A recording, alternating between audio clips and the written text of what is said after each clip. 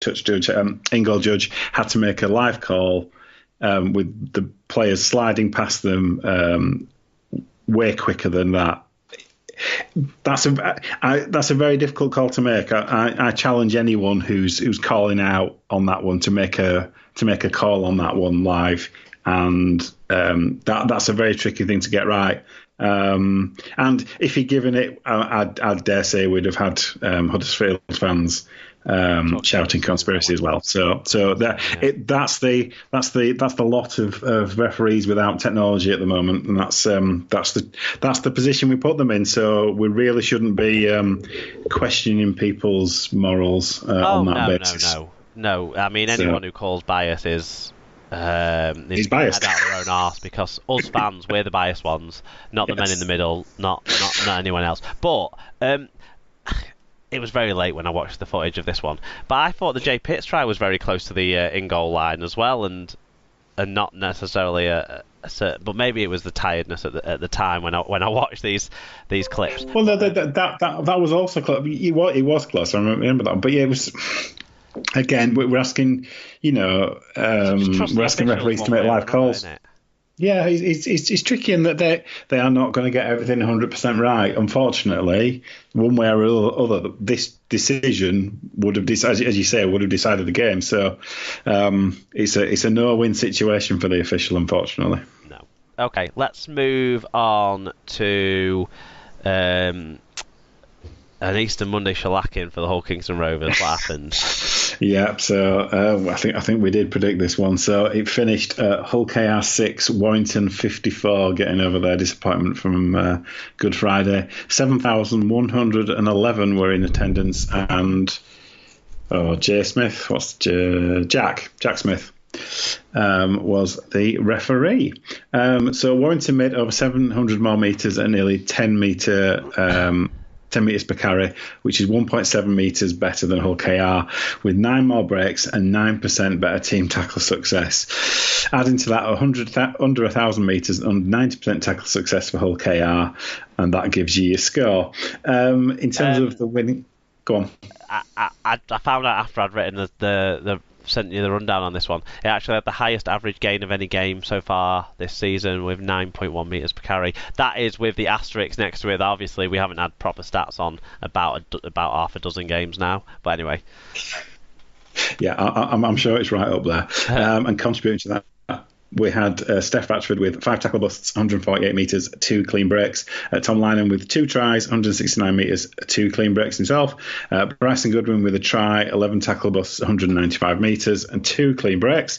Blake Austin with a try, 2 try assists, 9 tackle busts, 134 metres, 3 clean breaks. It was fill your boots time. For the losing Hull KR side, Craig Hall managed 208 metres, so definitely carrying his team there. Rob Mulhern with 46 tackles, George Lawler with 42 tackles, and Will Dagger with 5 tackle busts, 124 metres, and 2 clean breaks. What did Tom have to say? Yeah, he got in touch first and third. He said, more utter garbage. Scoring 18 and conceding over 100 over Easter is fucking awful. There are about 4 players currently playing to a standard I would expect. Warrington are a very good side, so don't need leg ups from shite tackling and weak referees. Where's my chocolate eggs? I'm fucking miserable. Oh, poor Tom. And just to rub it in, Paige says, being very specific, 110 points conceded in 2 games. Has the white flag come out yet? I know after FC's performance at Saints, I don't have much to gloat about. Yeah, we'll get to that. Yeah. But that is just embarrassing. Honestly, I thought Tim Sheens was a wizard. I think he needs to go back to Hogwarts. Excellent stuff, Paige. Tom got back in touch as well. He said, now we've learned that Garbutt is going for knee surgery and faces 6 weeks off. The country might have had a heat wave this weekend, but it's fucking pissed down on my club this weekend. Oh, poor Tom. He's been very sweary over this game. I can sort of appreciate where he's coming from. Can you? Oh, yeah, it's absolute massive frustration, isn't it? It's a bit of a case of, deja vu, isn't it, from today? They weren't actually massively out of it at half-time, 18-6. So, but again, it seemed like it was a recurrent theme. They just didn't seem that bothered when Warrington got a bit of a roll on. Yet again, we've had lots of refs faulting on this one on social media, which seems completely bizarre to me when you lose by that kind of score. I'd ignore that.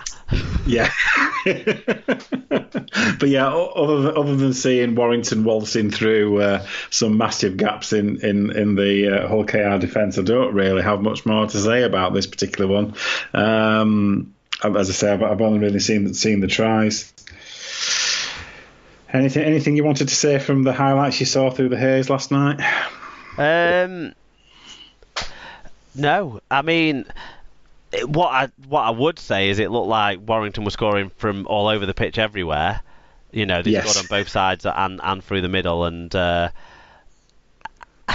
just scoring at will. So, you know, should we be worried about Hull KR, do you think? I think it's a question worth asking because they are on a slide. They are now dropped into 10th position after this result and have the second worst for and against in the competition.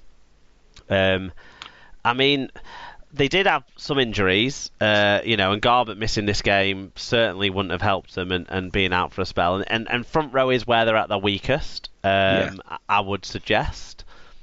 So they do have some problems there, and it's hard to see where the fix is going to come from immediately. And with every team with injuries, the problem comes when all your injuries start to stack up in the same sort of places, and it does feel a bit like that's what's happening to Hull KR this year in the middle forward positions. I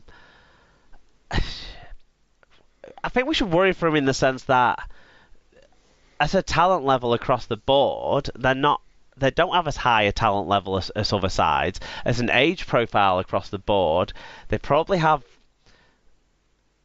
as older pack as the, Lee and Lunt as the hookers are both the other side of 30. Tompkins, Haraki, Linnett, they're your core back rowers. They're all quite old, and so there is an age profile issue there a little bit, where you might think become more susceptible to injuries or more susceptible to fatigue within matches. I have to say I could easily see it being a bit of a two-horse race in terms of between London and KR. In terms of they've definitely, I think injuries have bitten, and unfortunately I think they because of the as you pointed out in terms of the squad depth, it hits them harder than some other teams.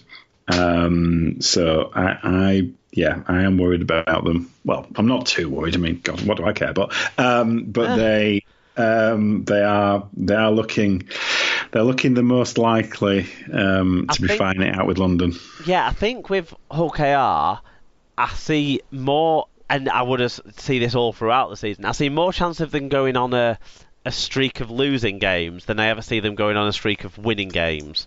So. Yes. From that point of view, there's an element of concern there, but we shall see. We shall see if a return to the wizarding world of Hogwarts will inspire anything. Okay, on to a game that I probably have the most to say about this round because it was the game I was at. Probably. And that was Salford hosting Wigan, another one where the refs' faulters were out in force. Both sets of fans booed the referees off at half-time. We'll get to that. But first to tell you, Wigan were leading in 14-6. At half time. Salford swung it around, but Wigan just came back in the last few minutes to finish with a 30 points to 26 win in front of 4,017 people. Like I say, about nearly 500 down on the first game between these two in much brighter conditions. Ben Thaler was the referee. The referee who gave away the most penalties that's been given in any game so far this year, with 25. It led to a lot of conspiracy theories, again, about the small clubs being put to the sword to the expense of the bigger clubs, etc. The penalty count was 13 given against Salford. 2 of those were kickoffs out on the full by Chris Ninu, 2 kickoffs in a row. 1 went long over the back end, 1 went long over the side, and 12 penalties given against Wigan. For the conspiracy theories out there and refs faulters out there, people paying attention, that's actually 11 penalties that the referee gave against Salford versus 12 penalties that the referee gave against Wigan, as opposed to the 2 penalties that are defaults. So there you go for those people. Salford made over 200 more metres at nearly a metre per carry better average gain. However, they made 3 more errors, and Wigan came out of the game with a 6.2 better team tackle success rate. So that was where they swung it maybe in the end individually. Ollie Gildart, a try assist, 153 metres. Joe Greenwood, 2 tries, 104 metres. And Willie Ister, 43 tackles, were the only 3 to hit the benchmarks we look for from a Wigan point of view. From the Red Devils side of things, the side who made more metres, so you'd expect a bit more on the stats roundup. Jackson Hastings, 2 try assists, 6 tackle busts, 151 metres. Daryl Alforts, 5 tackle busts, 138 metres. Tyrone McCarthy, 117 metres. And Josh Jones, 110 metres. Yeah, so one person got in touch with this one. Just Jen says, nervous game at the AJ Bell. Hardaker, the standout player again. A much needed win and sweet revenge for the Salford fans chanting, "We're all smackheads." Yeah, they did. I think it was "You're just a team full of smackheads" was the chant that rang out when after Joey Lussick had gone in to give them the lead with about 15 minutes or so to go. I would have thought. And at that time, a richly deserved lead. Thanks, Jen, for getting in touch on both the Wigan games. It's great to have other Wigan fan views sent in. What I wonder is, do I know Jen? I don't know if I've met Jen, come across Jen. I don't know if she sits near me at the games or anything like that. But make yourself known to me next time you get a chance, Jen. That'd be cool. I love saying hello to people. Wigan should have probably been more ahead at half-time than 14-6. Wigan dominated the field position in particular in the first half until the interchange period when Salford started to become maybe a little bit more direct and focusing on weak points in the Wigan lineup at that stage of the match, whereas Wigan focused on conceding penalties after penalties after penalties after penalties to even up any penalty count from the kickoffs out on the full. So Wigan maybe didn't quite take enough of advantage. Joe Greenwood dropped a try that was a certain try very early on in the game. Unfortunately, he couldn't bend down enough to pick up a loose ball that ended up fortunately at his feet. George Williams forced a couple of dropouts but couldn't quite turn those into try-scoring opportunities.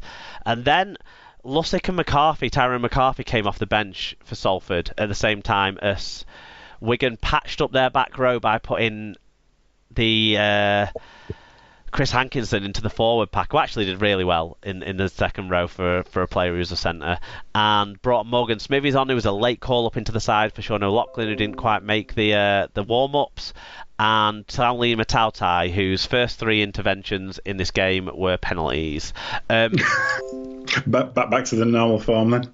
Sadly. So Lussick and McCarthy off the bench, they really turned it around towards Salford before the late heroics by Hardaker. Hardaker was good. I wouldn't say he was a standout. I'd say Wigan's right edge were relatively quiet in this game. They tried to get a bit more involved at the start of the second half, but put a couple of bad kicks in then came in down that right hand side, and a couple of mistakes that led to 7 tackle sets for Salford that really they just used to roll on, and they were making metres very easily, almost as easily as St Helens had done in the second half during that spell of the second half, before Wigan were able to shore it up and get Ben Flower back on the pitch, and very late into the proceedings Joe Bullock back onto the pitch too. I think Willie Iser, who played the 80 minutes and moved from the second row into the loose forward position, so played and prop a bit, kind of played middle basically for 55-60 minutes of this game, and Ben Flower, they were amongst the most resolute defenders for Wigan, I think, in this one. But I suppose George Williams, I'd pull out. He was instrumental in Wigan winning with 2 try assists and the very, very important play that we'll get to. That was the highlight moment, as well as 2 try Joe Greenwood. He likes getting close to the line at Salford and just about stretching out to score. Got to credit him for that. Wigan and Salford both scored some tries close to the line that the opposition would be a bit shaky about, particularly Lussig's try against us. I mean, he's great at doing it, but I'm sick of seeing him do it. Why aren't the players wiser to it? He's gonna run at the line like several dozen times. We stopped him a couple of times, but not every time. But yeah, the highlight moment of the game. It's one of those things, isn't it? Sorry, before you go on, when you talked about the kind of the getting the roll on, it's that time, isn't it, where fatigue